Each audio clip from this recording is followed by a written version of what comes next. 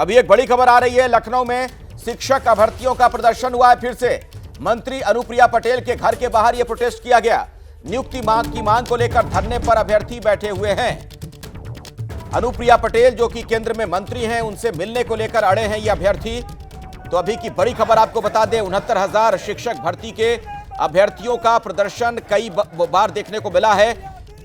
आप देख रहे हैं अब अनुप्रिया पटेल के घर के बाहर ये तमाम अभ्यर्थी पहुंच गए हैं। केशव प्रसाद मौर्य के घर के बाहर भी प्रदर्शन कर चुके हैं, उत्तर प्रदेश के डिप्टी सीएम के घर के बाहर, और अब अनुप्रिया पटेल के घर के बाहर डटे हुए हैं ये अभ्यर्थी। लगातार वहां पर नारे लगा रहे हैं। कल केशव प्रसाद मौर्य के घर का घेराव किया गया था और आज केंद्रीय मंत्री अनुप्रिया पटेल के घर के बाहर ये आंदोलनकारी पहुंचे हुए हैं। तो 69,000 शिक्षकों की नियुक्ति से जुड़ा ये पूरा मामला और इन अभ्यर्थियों का प्रदर्शन लगातार जारी है। कल जो प्रदर्शन हुआ था उस दौरान आप देख रहे थे कैसे पुलिस के साथ इनकी हाथापाई भी हो गई थी।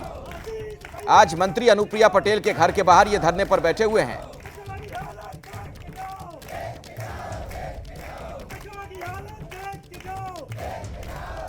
तो लगातार नारेबाजी कर रहे हैं ये तमाम अभ्यर्थी, सैकड़ों की संख्या में मौजूद हैं। हमारे साथ संजय त्रिपाठी इस वक्त फोन लाइन पर जुड़ गए हैं लखनऊ से। संजय, ये जो अभ्यर्थियों का प्रदर्शन है मैं देख पा रहा हूं बड़ा तेज होता जा रहा है। कल केशव प्रसाद मौर्य के घर के बाहर, आज अनुप्रिया पटेल के घर के बाहर मौजूद हैं। बिल्कुल, अनुप्रिया पटेल के आवास के घर के बाहर मैं भी मौजूद हूं और यहाँ बड़ी संख्या में जो अभ्यर्थी हैं वो आए हुए हैं। इन सबकी यही मांग है कि जो हाईकोर्ट डबल बेंच का फैसला है उसको तत्काल प्रभाव से लागू कर दिया जाए।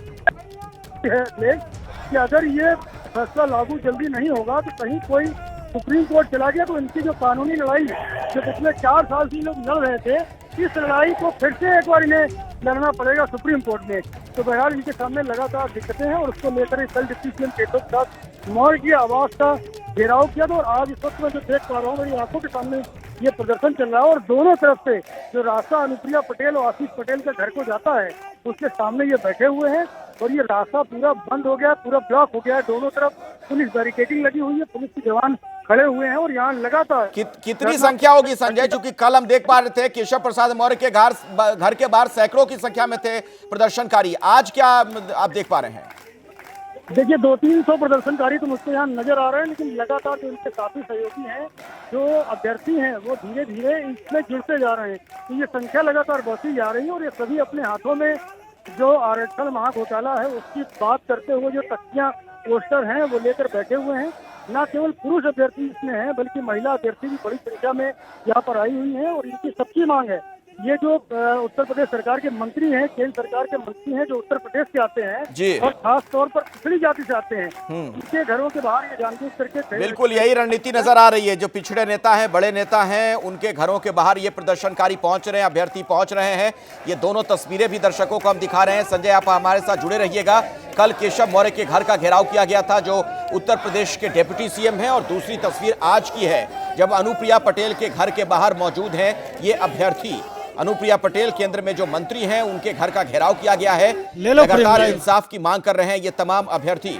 ये सीधी तस्वीरें अब आप देख रहे हैं, सैकड़ों की संख्या में अनुप्रिया पटेल के घर के बाहर मौजूद, और संजय त्रिपाठी भी वहां से हमें नजर आ रहे हैं। संजय,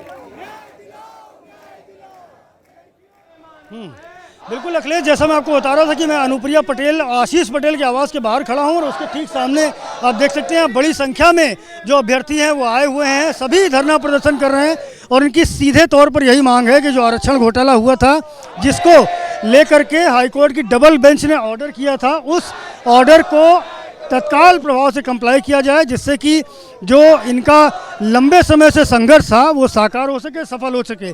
इसी की मांग को लेकर के ये लोग यहाँ पर धरना प्रदर्शन कर रहे हैं। इनके हाथों में आप देख सकते होंगे अखिलेश पोस्टर्स हैं जिसमें साफ तौर पर लिखा है कि हाईकोर्ट के आदेश का पालन किया जाए, क्योंकि इनको ये लगता है कि यदि कोई पक्ष सुप्रीम कोर्ट चला जाएगा तो वो फिर से एक बार कानूनी लड़ाई इनको सालों तक लड़नी पड़ेगी, जो पिछले 4 साल से ये लड़ते चले आ रहे हैं। तो बहरहाल इस वक्त अनुप्रिया पटेल और उनके जो पति उत्तर प्रदेश सरकार में कैबिनेट मंत्री आशीष पटेल हैं, उनके आवास के बाहर ये धरना प्रदर्शन जारी है। और देखिए अभ्यर्थी यहाँ गर्मी में, उमस में यहाँ जूझ रहे हैं।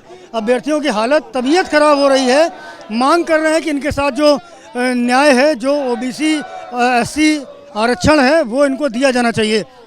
कल भी आप लोगों ने केशव प्रसाद मौर्य के आवास के बाहर धरना प्रदर्शन किया था। आज यहाँ अनुप्रिया पटेल आशीष पटेल के घर के बाहर आए हुए हैं।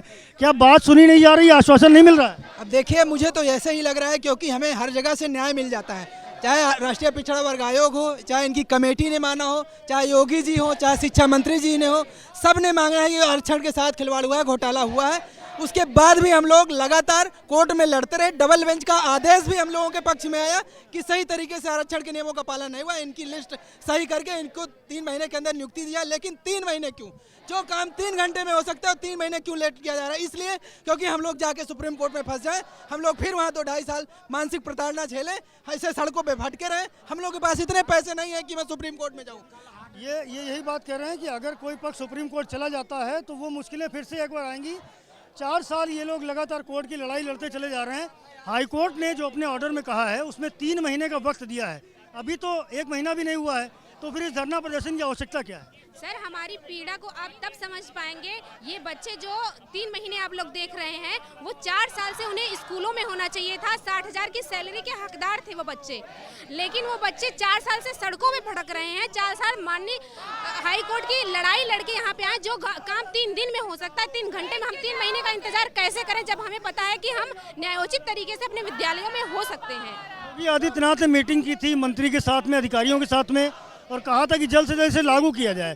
सरकार सुप्रीम कोर्ट नहीं जा रही है, तो क्या आपको भरोसा नहीं सरकार पर?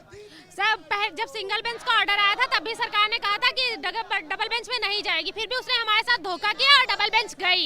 उसके बाद अब जब डबल बेंच का ऑर्डर आ गया तो योगी जी ने कहा हम न्याय कर रहे हैं, हम किसी के साथ अन्याय नहीं होने देना चाहते। तो ये अगर हम लोग सड़कों पे बैठे हैं तो ये अन्याय नहीं है, अन्याय नहीं है, घोर अन्याय है। इससे ज्यादा अन्याय क्या कर सकते हैं? हमारी जगह जो नियुक्ति पा रहे हैं, सैलरी ले रहे हैं, हम ये नहीं कहते कि आप उन्हें निकालिए, आप उन्हें डीएम बना दीजिए, एसडीएम बना दीजिए। आप चाहे तो उनका अपना पूरा वित्त मंत्रालय सौंप दीजिए, हमें इससे कोई प्रॉब्लम नहीं, पर हमें हमारी जगह नियुक्ति देकर हमें न्याय दीजिए।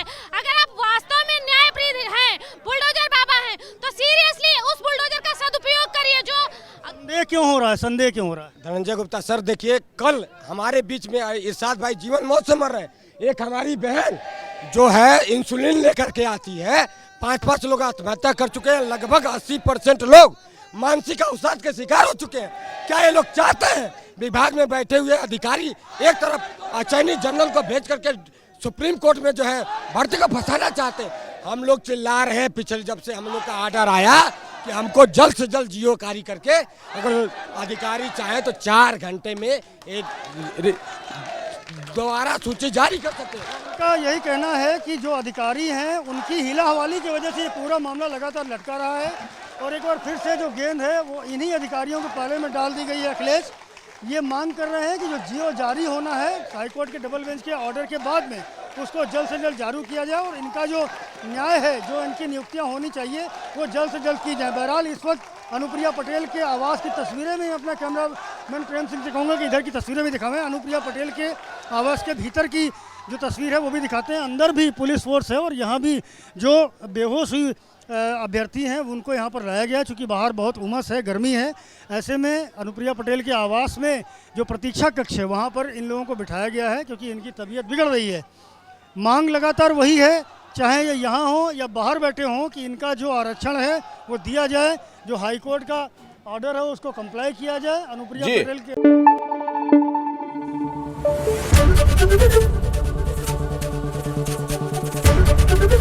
एबीपी न्यूज़ आपको रखे आगे।